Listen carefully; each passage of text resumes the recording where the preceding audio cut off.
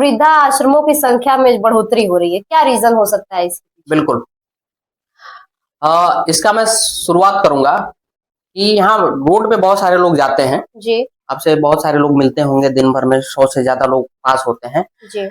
लेकिन आप किसी व्यक्ति को देख करके रुक जाती हैं। हम्म, क्यों रुकती हैं? क्योंकि उससे उसको परिचय है। परिचय है, हाँ। एक परिचय है तो रुक जाती हैं। जी। और अच्छे से परिचय होगा आपका, अच्छे से कनेक्शन होगा तो आप उसके साथ कहेंगे कि चलो बैठ के चाय पीते हैं। बिल्कुल। ठीक ना? और ज्यादा परिचय होगा, बहुत अच्छा होगा तो आप उससे गले मिल लेंगी। जी। ठीक ना? तो आपका जो क्वेश्चन है कि वृद्धाश्रमों की संख्या बढ़ रही है, क्यों बढ़ रही है?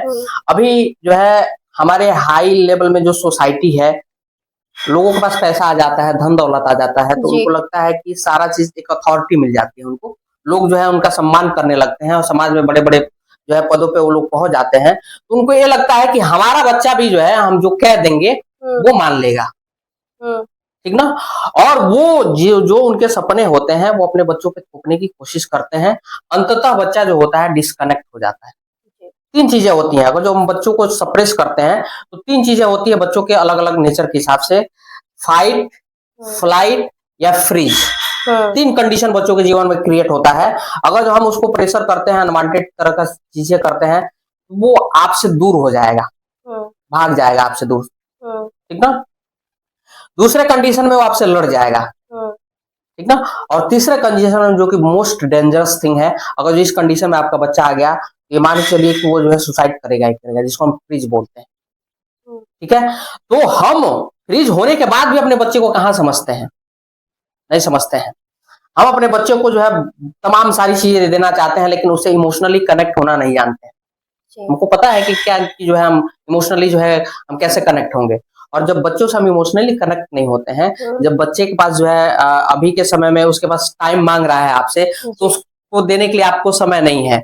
एक्चुअली होता क्या है कि जब हम किसी से इमोशनली कनेक्ट होते हैं तो हमारी बॉडी में एक लविंग हार्मोन होता है जिसको हम ऑक्सीटोसिन बोलते हैं। वो हमारे बॉडी और ब्रेन में रिलीज होता है, जो हमारे कनेक्शन को बढ़ाता है। ठीक ना? और जो बच्चे भावनाएं फील करते हैं, महसूस करते हैं, वो कुछ हार्मोन्स होते हैं जैसे मेलाटोनिन होता है, और वो जो है बच्चों के कनेक्शन को जो है बढ़ाता है।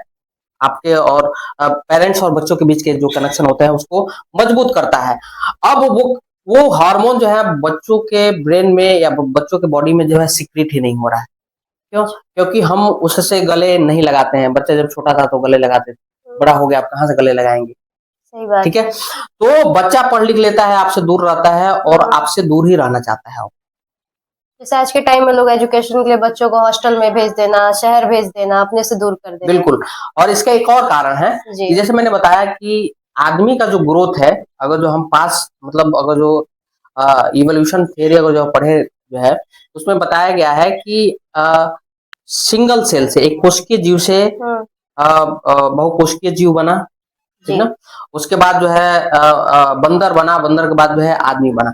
ग्रोथ हम पढ़ते हैं। हाँ, ठीक ना? तो एक जानवर में और एक आदमी में इंटेलिजेंसी का फर्क होता है, समझिएगा। अगर जो हम देखें, ध्यान से देखें, बहुत सारी स्टडियां कहती हैं कि हमारे अंदर आज से 100 साल, 200 साल, 500 साल पहले जो हम थे उसका जीन आज भी हमारे अंदर मौजूद है। ठीक ना? हम एनिमल से ही उठ करके यहाँ पहुंचे हैं। ठीक है? तो बच्चे के अंदर जो इंटेलिजेंसी बढ़ना चाहिए, वो इंटेलिजेंसी बढ़ नहीं रहा है। बेसिकली उसका ब्रेन जो है अभी के समय में ब्लॉक हो चुका है, उसका ब्रेन पूरी तरह से शट डाउन हो चुका है। और उसके पीछे भी कई कारण है कि जो चीज हमें अच्छा नहीं लगता है उसको हम अगर जो बार बार डालने की कोशिश करेंगे तो आप कब तक जो है उसको सहेंगे? शट डाउन ही कर लेंगे। प्रेशराइज, हाँ, प्रेशराइज जो है हो जाता है। तो बच्चे अल्टीमेटली, बच्चे के ब्रेन में कुछ न्यूरोकेमिकल्स होते हैं जो कनेक्शन को जो है बढ़ाते हैं।